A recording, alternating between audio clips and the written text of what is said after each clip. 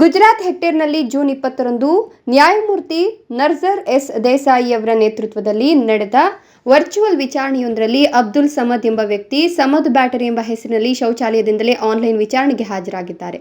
YouTube link ಮೂಲಕ ಈ ಘಟನೆಯ ವಿಡಿಯೋ ವೈರಲ್ ಆಗಿದ್ದು, ಸಮದ್ ಶೌಚಾಲಯದಲ್ಲಿ ಕುಳಿತು ಬ್ಲೂಟೂತ್ ಇಯರ್ಫೋನ್ ಧರಿಸಿ ಫೋನ್ ಅನ್ನು ಕೆಳಗಿಟ್ಟು ತನ್ನನ್ನು ತಾನು ಸ್ವಚ್ಛಗೊಳಿಸುವ ದೃಶ್ಯ ಕಂಡುಬಂದಿದೆ.